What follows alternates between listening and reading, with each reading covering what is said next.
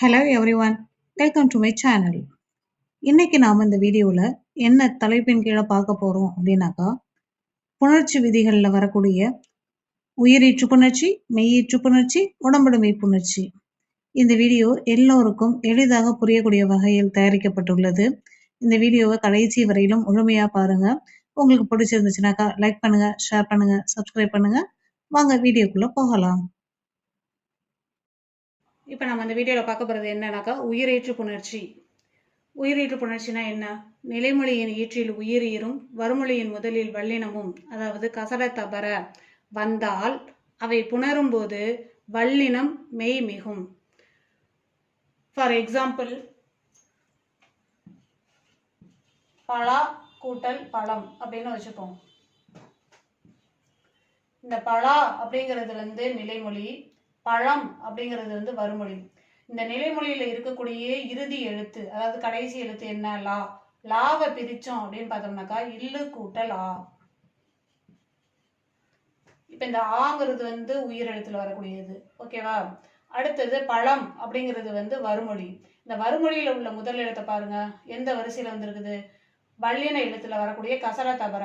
அந்த வல்லின எழுத்தினுடைய என்ன சொல்லியிருக்காங்க? வல்லினம் மெய் மிகும் அப்படின்னு கொடுத்துருக்காங்க. அப்ப இந்த பாவரிசையினுடைய மெய் எழுத்து என்ன? இப்பு. அப்ப அந்த இப்பு தோன்றி என்னவாகுது? பலாப்பழம் என்று மாறுகிறது. ஓகேவா? அடுத்து இன்னொரு எக்ஸாம்பிள் பார்ப்போம். தீ கூட்டல் பொறி.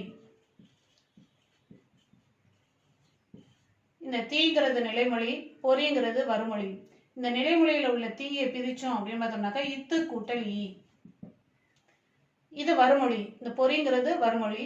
இந்த பொறியில உள்ள முதல் போவ என்ன வரிசையில வருதுனாக்கா கசர தவறுல வரக்கூடிய பாவரிசை. அந்த பாவரிசையினுடைய வல்லின மெய் எழுத்து என்ன? இப்பு. இப்போ தீயில உள்ள பிரிச்சதுல ஈன்னு வந்திருக்குது, இது உயிர் எழுத்து. இந்த போங்கிறது வல்லின எழுத்துல வரக்கூடிய பாவரிசையில வரக்கூடியதுல ஒற்று தோன்றி இருக்குது. இப்ப இது சேர்ந்து என்னவா மாறுது? தீ பொறி என்று மாறுகிறது.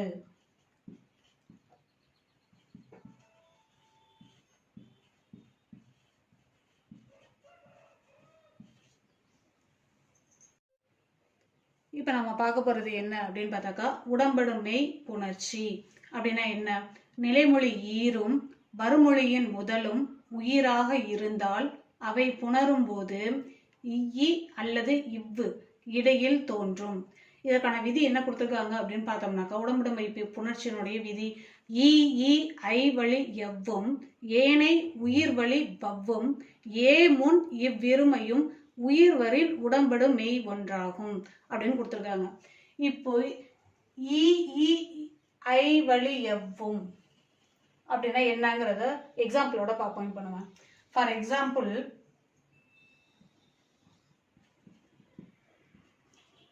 மணி கூட்டல் அழகுன்னு வச்சுப்போம். இந்த மணி கூட்டல் அழகுல இப்ப இந்த விதி எப்படி நம்ம பயன்படுத்துறது அப்படின்னு பார்ப்போம். இப்ப இது மணிங்கிறது நிலைமொழி, அழகுங்கிறது வறுமொழி. இந்த நிலைமொழியில இருக்கக்கூடிய இறுதி எழுத்த பாருங்க, என்ன கொடுத்துருக்காங்க? நிலைமொழி ஈருன்னு கொடுத்துருக்காங்க. ஈருன்னா என்ன? ஈற்றெழுத்து. அப்ப இந்த நீயை பிரிச்சோம் அப்படின்னு பார்த்தாக்கா இன்ன கூட்டல் ஈ. என்ன கொடுத்துருக்காங்க? இங்க இ ஐ வழி எவ்வும்னு சொல்லியிருக்காங்க. அப்ப இந்த உயிரெழுத்து ஈற்றெழுத்துல வரக்கூடியதுல ஈ வந்துடுச்சுதுங்களா? அப்ப இந்த ஈ எழுத்து வந்துடுச்சுனாக்கவே நமக்கு என்ன வரும்?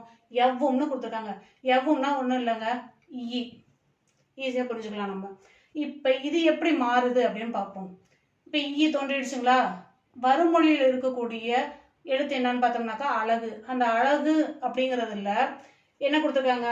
வறுமொழியின் முதலும் உயிராக இருந்தால் அப்படின்னு கொடுத்துருக்காங்க.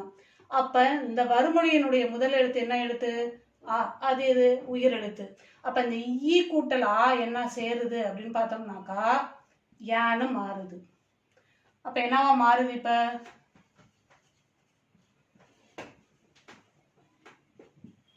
மணி அழகு அப்படின்னு மாறிடும் இல்லைங்களா? ஓகேவா? பாருங்க, மணிங்கிறதுல இன்னு கூட்டல் ஈ, அழகுங்கிறதுல உயிர் எழுத்து முதல் எழுத்துல தோன்றி இருக்குது.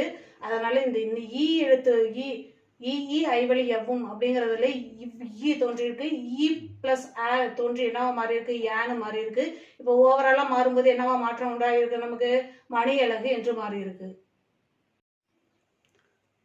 அடுத்து இப்ப நம்ம பார்க்க போறது உடம்புடைமை புணர்ச்சியில ஈ ஐவழி எவ்வும் அப்படிங்கிறதுல ஈ வந்துச்சுனாக்கா எப்படி மாறும் அப்படிங்கிறத நம்ம பார்க்க போறோம்.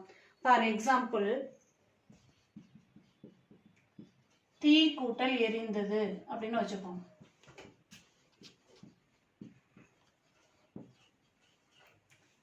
நமக்கு மேல என்ன கொடுத்துருக்காங்க, நிலைமொழி ஈருன்னு சொல்லியிருக்காங்க. இதுல என்ன எழுத்து, தீ இருக்கு. தீயை பிரிச்சோம் அப்படின்னு பார்த்தோம்னா எப்படி பிரியும், இத்து கூட்டல் ஈ. இப்ப விதியில என்ன வந்திருக்கு, ஈ ஐவழி எவ்வும்னு கொடுத்துருக்கு. இப்ப இந்த ஈ தோன்றிடுச்சுங்களா, ஓகே. இந்த ஈ வந்துடுச்சுனாக்கவே எவ்வும் அப்படிங்கறதுல என்ன ஒண்ணுமே இல்லை, ஈ தோன்றிடுச்சுன்னா அர்த்தம். இடையில என்ன வரும், ஈ அப்படிங்கிற எழுத்து வந்துடும். இந்த ஈங்கிற எழுத்து வந்துடுச்சுதா, அடுத்து வருமொழியின் முதலும் உயிராக இருந்தால் அப்படின்னு கொடுத்துருக்காங்க. வருமொழியினுடைய முதல் எழுத்து உயிர் எழுத்து. அப்ப இந்த வருமொழிங்கிறது வேற ஒண்ணும் இல்லை, இந்த எரிந்தது அப்படிங்கிறது தான். இதுல உள்ள முதல் எழுத்தை பாருங்க, என்ன எழுத்து தோன்றிருக்கு, ஏங்கிற உயிர் எழுத்து தோன்றிருக்கு. அப்ப இந்த ஈ கூட்டல் ஏ சேர்ந்து என்னவா மாறுது, ஏங்கிற இந்த எழுத்து உருவாகுது. அப்ப ஓவரால மாற்றம் வரும்போது என்னவா வரும், தீ ஏ, மீதி என்ன இதுல உள்ளது வந்துடும் நமக்கு, தீ எரிந்தது. ஓகேங்களா. அடுத்து நம்ம பார்க்க போறது ஈ ஐவழி எவ்வும் அப்படிங்கிறதுல ஐ வரிசை வந்துச்சு, ஐ தோன்றிடுச்சுனாக்கா எப்படி மாறும் அப்படிங்கிறது தான் நம்ம பார்க்க போறோம். ஃபார் எக்ஸாம்பிள், வேலை கூட்டல் ஆள் அப்படின்னு வச்சுப்போம்.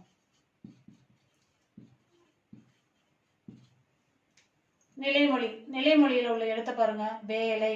வருமொழியில உள்ளது ஆள். இந்த நிலைமொழியில உள்ள ஈற்றெழுத்து, அதாவது கடைசி எழுத்த பாருங்க, என்ன வரிசையில முடிஞ்சிருக்கு, லா வரிசை, லைன்னு முடிஞ்சிருக்கு. இதை எப்படி பிரிப்போம் நம்ம, இல்லு கூட்டல் ஐ. ஓகேவா. இப்ப இந்த ஐ தோன்றிடுச்சுனாக்கவே நமக்கு என்ன வரும், விதிப்படி எவ்வும்னு கொடுத்துருக்காங்க. எவ்வும்னா என்ன, நம்ம ரெண்டு இது பார்த்தது போல ஈ இடையில தோன்றிடும். ஓகேங்களா. இந்த ஈவு உருவாகிடுச்சு. இப்ப நிலைமொழியில் முடிஞ்சதுக்கு அப்புறமா வருமொழியினுடைய முதலும் உயிராக இருந்தால் அப்படின்னு கொடுத்துருக்காங்க. அப்ப நிலைமொழி முடிஞ்சது, வருமொழியில உள்ள ஆள் அப்படிங்கறதுல முதல் எழுத்தை பாருங்க, ஆ அப்படிங்கிற எழுத்து இருக்கு. இது இதுல வந்திருக்கு, உயிர் எழுத்துல வந்திருக்குது. அப்ப இந்த ஈ கூட்டல் ஆ சேர்ந்து என்னவா மாறுது, யா அப்படிங்கிற எழுத்து உருவாகுது.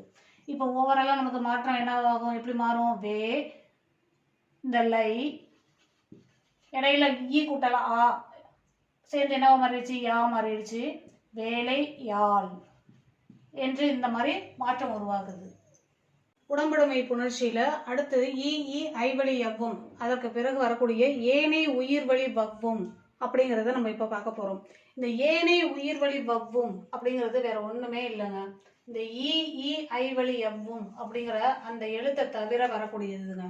அப்ப இந்த நிலைமொழியில ஃபர்ஸ்ட் நம்ம பார்த்தது ஈ ஐன்னு பார்த்தோம். இப்ப அதே நிலைமொழியில உயிர்வழி வவ்வும் அப்படின்னாக்கா அப்ப என்னென்ன எழுத்துக்கள் வரும் அப்படின்னு பார்த்தாக்கா, ஆ ஆ உ ஓ அவ்வு. நிலைமொழியில இந்த எழுத்துக்கள் வந்துச்சுதுனாக்காவே நமக்கு என்ன வரும், வவ்வும்னு கொடுத்துருக்காங்க. வவ்வும்னா என்ன, இவ்வு, அது தோன்றுதுங்க இடையில, அதுதாங்க, வேற ஒண்ணுமே இல்லைங்க இதுல. இப்ப ஃபார் எக்ஸாம்பிள், கோவில்னு வச்சுப்போம்.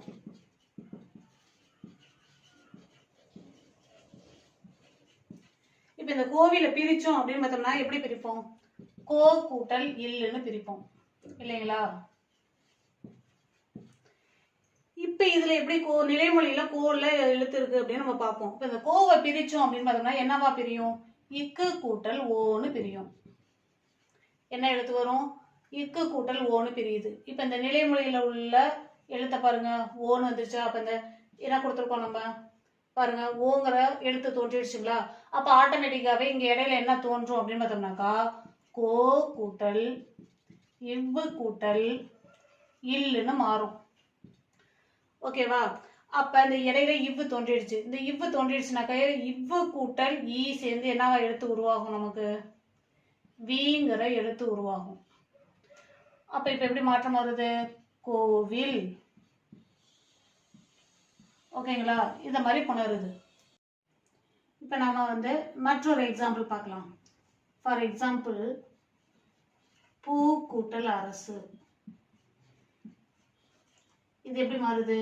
பூவரசு அப்படின்னு மாறுது இல்லைங்களா? இது எப்படி வந்துச்சு அப்படின்னு பார்த்தோம்னாக்கா, இந்த நிலைமொழியில் உள்ள எழுத்து பூ, வறுமொழியில் உள்ள எழுத்து அரசு. இந்த வறுமொழியில் உள்ள முதல் எழுத்து ஆ, நிலைமொழியில் உள்ள பூ அப்படிங்கிற அந்த எழுத்தை பிரிச்சோம் அப்படின்னு பார்த்தோம்னாக்கா இப்பு கூட்டல் ஊ. அப்ப இந்த எழுத்து என்ன எழுத்து? உயிர் எழுத்து. அப்ப நம்ம ஃபர்ஸ்ட் என்ன பார்த்தோம்? நிலைமொழியின் ஈற்றில் ஏனைய உயிர் எழுத்துக்கள், அதாவது நிலைமொழியின் ஈற்றில் ஏனைய உயிர் எழுத்துக்கள்னா எந்த எழுத்துக்களை சொல்றாங்க? தவிர அப்படின்னு பார்த்தோம்னாக்கா இ இ ஐ வழி எவ்வும் அப்படிங்கிற அந்த எழுத்துக்களை தவிர என்ன எழுத்துக்கள்? அ ஆ உ உ உ ஓ ஔ அப்படிங்கிற அந்த எழுத்துக்கள் வந்தால் வறுமொழியின் முன்னாடி என்ன எழுத்து தோன்றும்? இவ்வு தோன்றும். வறுமொழியின் முன்பு என்ன எழுத்து தோன்றுது? இவ்வு தோன்றுது. அப்ப இது எப்படி மாறுது? பூ கூட்டல் இவ்வு கூட்டல் அரசு அப்படின்னு மாறுது. அப்ப இந்த இவ்வு கூட்டல் ஆ என்ன எழுத்து உருவாகுது? வாங்கிற எழுத்து உருவாகுது. அப்ப இது மொத்தமா சேர்ந்து எப்படி மாறுது? பூவரசு என்று இணைகிறது. மற்றும் ஒரு எக்ஸாம்பிள் பார்ப்போம். மா கூட்டல் இலை. இது எப்படி உருவாகும்? மாவிலை அப்படின்னு மாறுது. இது எப்படி மாறுது அப்படின்னு பார்த்தோம்னா, மாங்கிற எழுத்து நிலைமொழி, இலைங்கிற எழுத்துக்கள் வறுமொழி. இந்த வறுமொழியில் உள்ள எழுத்துக்கள் என்ன எழுத்துக்கள் வந்திருக்கு? உயிர் எழுத்துக்கள்ல வந்திருக்கு. நிலைமொழியில் உள்ள மாவை பிரிச்சோம் அப்படின்னு பார்த்தாக்கா இம்மு கூட்டல் ஆ. அந்த நிலைமொழியில் உள்ள எழுத்து என்ன எழுத்துல வந்திருக்கு? உயிர் எழுத்துக்கள் வந்திருக்கு. எதை தவிர அப்படின்னு பார்த்தோம்னாக்கா இ இ ஐ வழி எவ்வும் அப்படிங்கிற அந்த எழுத்துக்களை தவிர அ ஆ உ உ ஓ ஔ அப்படிங்கிற அந்த எழுத்துக்கள் வந்தால் வறுமொழியின் முன்னாடி என்ன எழுத்து தோன்றும்? இவ்வு தோன்றும். மா கூட்டல் இவ்வு கூட்டல் இலை. இப்ப இந்த இவ்வு கூட்டல் ஈ இந்த எழுத்துக்கள் இணைந்து என்ன எழுத்து உருவாகுது? வீங்கிற எழுத்து உருவாகுது. அப்ப இது மொத்தமா எப்படி மாறுது? மாவிலை என்று உருவாகிறது. ஓகேங்களா? இப்ப நம்ம பார்க்க போறது என்னன்னாக்கா இ இ ஐ வழி எவ்வும் ஏனை உயிர் வழி வவ்வும். இது ரெண்டுமே நம்ம பார்த்துட்டோம். இப்ப அடுத்து நம்ம பார்க்க போறது ஏ முன் இவ்விருமையும் உயிர்வரின் உடம்படுமை என்றாகும் அப்படிங்கிறத நம்ம இப்ப பயன்படுத்துறது எப்படிங்கிறத பார்க்க போறோம். ஃபார் எக்ஸாம்பிள், சே கூட்டல் அடின்னு வச்சுக்கோம். என்ன சொல்லியிருக்காங்க? ஏ முன் இவ்விருமையும் உயிர்வரின் உடம்படுமை என்றாகும் அப்படின்னு சொல்லியிருக்காங்க. உடம்படுமைனா என்ன எழுத்து உருவாகும்? என்ன எழுத்து? இவ்வு. அவ்வளவுதாங்க. இது எப்படி பயன்படுத்துறது அப்படிங்கிறத பார்ப்போம். சே நிலைமொழி சே, வறுமொழி அடி. இந்த வறுமொழியில உள்ள முதல் எழுத்து அ, நிலைமொழியில உள்ள எழுத்து என்ன? சே. இதை சேவை பிரிச்சோம் அப்படின்னு பார்த்தோம்னாக்க இச்சு கூட்டல் ஏ. ஓகேங்களா? என்ன சொல்லியிருக்காங்க? ஏ முன் இவ்விருமையும் அப்படின்னு சொல்லியிருக்காங்க. அப்ப நிலைமொழியின் ஈற்றுனா என்ன எழுத்து? முதல் எழுத்து. இதுல முதல் எழுத்து. அப்ப ஏங்கிற எழுத்து வந்துச்சுனாக்கா வறுமொழியின் முன்பு என்ன எழுத்து தோன்றும் அப்படின்னு பார்த்தாக்கா உடம்புடைமை எழுத்து ஈ வரலாம், இவ்வு வரலாம். இப்ப என்ன வரலாம்? ஈ, சே கூட்டல் ஈ கூட்டல் அடி. இப்ப இந்த ஈ கூட்டல் ஆவ இணைச்சோம் அப்படின்னு பார்த்தோம்னா என்ன எழுத்து தோன்றும்? யாங்கிற எழுத்து தோன்றும். அப்ப இது மொத்தமா எப்படி மாறுது? சேயடி. இப்ப அடுத்து இதே போல இன்னொன்று பார்ப்போம். சே கூட்டல் அடி, இதே எழுத்தை வச்சு நம்ம பார்ப்போம். சேவை பிரிக்கிறோம், இச்சு கூட்டல் ஏன்னு உருவாகுது. நிலைமொழியில ஏ எழுத்து வந்துருச்சுது, வறுமொழியில அடின்னு இருக்குது. இந்த ஏங்கிற எழுத்து வந்துருச்சுனாக்கா வறுமொழிக்கு முன்பு என்ன தோன்றும் அப்படின்னு பார்த்தோம்னாக்கா இவ்வுன்னு சொன்னோம். ஏற்கனவே போட்டு அந்த ஸ்டேட்மெண்ட் உருவாக்கிட்டோம், நம்ம எழுத்தை உருவாக்கிட்டோம். இப்போ அடுத்து சே கூட்டல் இவ்வு, இந்த எழுத்து உருவாக்கி எப்படி உருவாகுது அப்படின்னு பார்ப்போம். இவ்வு கூட்டல் அ, வா மாறுது. இப்போ மொத்தமா எப்படி மாறுது? சேவடி. ஓகேங்களா? அடுத்து இன்னொரு எக்ஸாம்பிள் பார்ப்போமா? தே கூட்டல் ஆரம், அதே போலதான் தேவை பிரிச்சோம்னாக்கா இத்து கூட்டல் ஏ, நிலைமொழியில ஏங்கிற எழுத்து உருவாகிடுச்சு. அப்ப வறுமொழியில இருக்கக்கூடிய ஆரம் அப்படிங்கிற எழுத்துக்கு முன்பு என்ன உடம்படுமை தோன்றும் அப்படின்னு பார்த்தோம்னாக்கா இவ்வு தோன்றும். தே கூட்டல் இவ்வு கூட்டல் ஆரம். இப்ப இவ்வு கூட்டல் ஆ என்ன எழுத்து தோன்றும்? வா. அப்ப எப்படி மாறுது? தேவாரம். ஓகேங்களா? இவ்வளவுதாங்க உடம்படுமை புணர்ச்சி. இப்ப நம்ம பார்க்க போறது என்னன்னாக்கா மெய்யீற்று புணர்ச்சி. இதுவரையில நம்ம பார்த்தது உயிரீற்று புணர்ச்சி, உடம்படுமை புணர்ச்சி, இது ரெண்டும் பார்த்துட்டோம். இப்ப அடுத்தது மெய்யீற்று புணர்ச்சி. மெய்யீற்று புணர்ச்சினா என்ன? நிலைமொழி ஈற்றில் மெய் வந்து வறுமொழி முதல் உயிர் வரும்போது இயல்பாக புணரும் அப்படின்னு சொல்லியிருக்காங்க. இப்ப இதுல ஃபர்ஸ்ட் ஸ்டெப்ப எப்படின்னு பார்ப்போம். ஓகேங்களா? அதாவது நிலைமொழி ஈற்றில் மெய் வந்து வறுமொழி முதல் உயிர் வரும்போது இயல்பாக புணரும் அப்படின்னாக்கா எக்ஸாம்பிள் பார்ப்போம், அப்பதான் நமக்கு இது ஈஸியா புரியும். பால் கூட்டல் ஆறு, இது எப்படி மாறும்? பாலாறு. ஓகேங்களா? இப்ப என்ன சொல்லியிருக்காங்க? நிலைமொழி பால், வறுமொழி ஆறு. ஓகேங்களா? இப்ப இந்த நிலைமொழி ஈற்றில் மெய் வந்து அப்படின்னு சொல்லியிருக்காங்க. என்ன சொல்லியிருக்காங்க? நிலைமொழி ஈற்றில மெய்யெழுத்து வந்து இருந்துச்சுனாக்கா, நிலைமொழியில நமக்கு வந்துருச்சுங்களா, ஒற்று வச்சு புள்ளி வச்சு எழுத்து வந்துருச்சு, நமக்கு மெய்யெழுத்து வந்துருச்சுங்களா? ஓகே. அடுத்து வறுமொழி முதல் உயிர் வரும்போது, வறுமொழிங்கிறது எது? ஆறு. அந்த வறுமொழியில உள்ள முதல் எழுத்து என்னது? உயிர் எழுத்தாக அமைந்தால் எப்படி மாறும்னு சொல்றாங்க? இயல்பாக புணரும் அப்படின்னு சொல்றாங்க. அப்ப இந்த இல்லு கூட்டலா எப்படி மாறுது? லான்னு மாறுது. ஓகேங்களா? அப்ப பா லா ரு, பாலாறு. இப்ப இதற்கு பயன்படுத்தக்கூடிய விதி என்ன அப்படின்னு பார்த்தோம்னாக்கா உடல் மேல் உயிர் வந்து ஒன்றுவது இயல்பே. உடல் மேல் உயிர் வந்து ஒன்றுவது இயல்பே.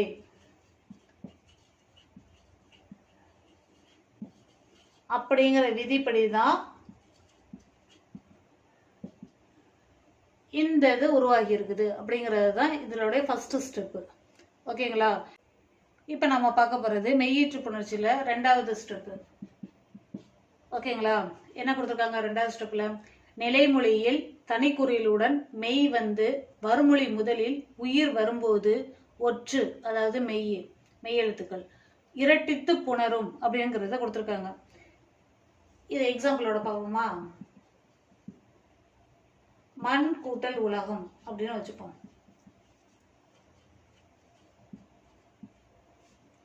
பாருங்க, நிலைமொழியில் தனிக்குறிலுடன் மெய் வந்து அப்படின்னு சொல்லியிருக்காங்க. நிலைமொழி என்னது? மண்ணு. தனிக்குறிலுடன் மெய் வந்து அப்படின்னு சொல்லியிருக்காங்க. தனிக்குறிலுங்கிறது எந்த எழுத்தை சொல்றாங்க? மாக சொல்றாங்க. அது கூட சேர்ந்து என்ன வந்திருக்குது? மெய் எழுத்து ஒற்று வந்திருக்குது. ஓகேங்களா? இததான் அவங்க சொல்றாங்க. தனிக்குறிலுடன் மெய் வந்து வறுமொழி முதலில் உயிர் வரும்போது ஒற்று இரட்டித்து புணரும். ஓகேங்களா? அப்ப வறுமொழி முதலில் உயிர் வரும்போது அப்படின்னு சொல்லியிருக்காங்க. வறுமொழிங்கிறது எது? உலகம். இந்த உலகம் அப்படிங்கிறதுல முதல் எழுத்தை பாருங்க, உ. அது எந்த எழுத்து? உயிர் எழுத்து. இந்த உயிரெழுத்து வந்துருந்துச்சுனாக்கா இதற்கு முன்பு என்ன தோன்றும் அப்படின்னு சொல்றாங்கனாக்கா ஒற்று இரட்டித்து புணரும் அப்படின்னு சொல்லியிருக்காங்க. ஒற்றுனா எந்த ஒற்று? இந்த நிலைமொழியில இருக்கக்கூடிய ஈற்றெழுத்தான இன்னு. ஓகேங்களா? அப்ப இது எப்படி மாறுது? மண் கூட்டல் இன் கூட்டல் உலகம். ஓகேங்களா? அப்ப இந்த இன்னுங்கிற ஒற்று வந்து இரட்டித்திருக்கு. அப்படின்னா இன்னொரு எழுத்து தோன்றியிருக்கு, இன்னுங்கிற எழுத்து தோன்றியிருக்கு. ஓகேங்களா? இப்ப இந்த இன் கூட்டல் ஊ அப்படிங்கிற எழுத்து இணைந்து என்ன எழுத்து உருவாகுது? நூங்கிற எழுத்து உருவாகி இருக்கு. ஓகேங்களா? இப்ப பாருங்க, மண் நூ ல க யும், மண்ணுலகம். இப்ப இதுக்கு பயன்படுத்தப்பட்ட விதி என்ன அப்படின்னு பார்த்தோம்னா, தனிக்குறில் முன், ஈஸியா புரிஞ்சுக்கிறதுக்காக சொல்றேன், தனிக்குறில் முன் ஒற்று, தனிக்குறில் முன் ஒற்று, உயிர்வரின் இரட்டும், உயிர்வரின் இரட்டும் அப்படிங்கிற விதி எங்க பயன்படுத்தி இருக்கிறோம் நம்ம? இத ஒற்று தோன்றிருக்குங்க இல்லையா, இந்த இடத்துக்கிட்ட இந்த விதியை நம்ம பயன்படுத்தி இருக்கோம். ஓகேவா? இப்ப இந்த விதியை பயன்படுத்தி இன்னுங்கிற எழுத்து ஒற்று தோன்றிடுச்சுது. அடுத்து இன் கூட்டல் ஊ அப்படிங்கிற எழுத்து தோன்றி அந்த எழுத்து என்னவா மாறி இருக்குது? நமக்கு நூங்கிற எழுத்து மாறி இருக்கு. இப்ப இதற்கு பயன்படுத்தப்பட்ட விதி என்ன? உடல் மேல் உயிர் வந்து ஒன்றுவது இயல்பே.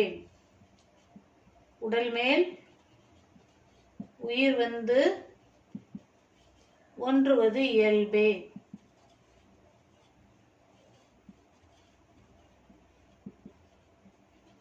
அப்படிங்கிற விதியை பயன்படுத்தி இன் கூட்டல் ஊ நூன்னு மாறி மண்ணுலகம் என்று உருவாகிறது. இப்ப நம்ம பார்க்க போறது மெய்யீற்று புணர்ச்சியில லாஸ்ட் ஸ்டெப், அதாவது தேர்ட் ஸ்டெப். ஓகேங்களா?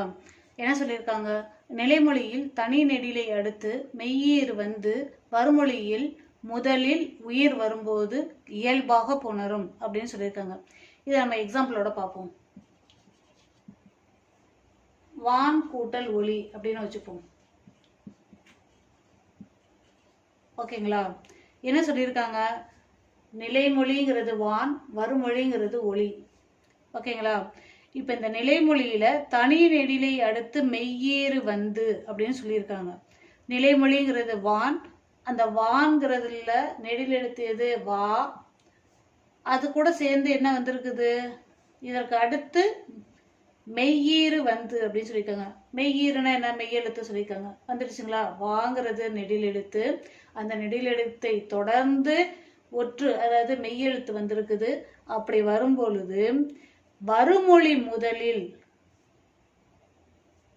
பாருங்க, வருமொழி முதலில் உயிர் வரும்போது அப்படின்னு சொல்லியிருக்காங்க. இப்ப இந்த வருமொழிங்கிறது நமக்கு ஒளி, அந்த ஒளிங்கிறதுல வரக்கூடிய முதல் எழுத்து ஓ, ஓங்கிறது உயிர் எழுத்து. அப்படின்னு வரும்போது இயல்பாக புணரும் அப்படின்னு சொல்லியிருக்காங்க. அப்ப இந்த இன் கூட்டல் ஓ சேர்ந்து என்னவா மாறி இருக்குது? நமக்கு நோன்னு மாறிடுச்சு இல்லைங்களா? அப்ப இது எப்படி ஓவரால மாற்றம் ஏற்பட்டிருக்கு? வானொலி. ஓகேங்களா? இன்னொரு எக்ஸாம்பிள் பார்ப்போமா? தேன் கூட்டல் ஈன்னு வச்சுப்போம். இப்ப பாருங்க, நிலைமொழி வருமொழி. நிலைமொழியில தே அப்படிங்கிறது நெடிலு, தனி நெடிலு. அது கூட சேர்ந்து பக்கத்துல என்ன வந்திருக்குது? ஒற்று வச்ச, அதாவது புள்ளி வச்ச எழுத்து, மெய் எழுத்து வந்துடுச்சுது. ஓகேங்களா? அப்ப வருமொழியில என்ன சொல்லியிருக்காங்க? உயிர் எழுத்து வரணும்னு சொல்லியிருக்காங்க. அப்படி வந்துச்சுதுன்னா என்னவா மாறும்னு சொல்லியிருக்காங்க? இயல்பாக புணரும் அப்படின்னு சொல்லியிருக்காங்க. அப்ப அந்த இன்னு கூட்டல் ஈ என்னவா மாறுது? நீங்கிற எழுத்து உருவாகிருக்கு. இப்ப இது எப்படி மாறுது? தேனி. ஓகேங்களா? அவ்வளவுதாங்க மெய்யீற்று புணர்ச்சி. இப்ப இதுவரையிலும் இந்த வீடியோல நம்ம என்னென்னலாம் பார்த்திருக்கோம்? உயிரீற்று புணர்ச்சி, உடம்படுமை புணர்ச்சி, மெய்யீற்று புணர்ச்சி. ஓகேங்களா? இந்த புணர்ச்சி விதிகள் எல்லாம் நம்ம எங்க எப்படி பயன்படுத்துறோம் அப்படிங்கறத எளிமையா உங்களுக்கு இந்த வீடியோல புரிஞ்சிருக்கும் அப்படின்னு நம்புறேன். இது போல அடுத்த ஒரு வீடியோல சந்திப்போம். தேங்க்யூ.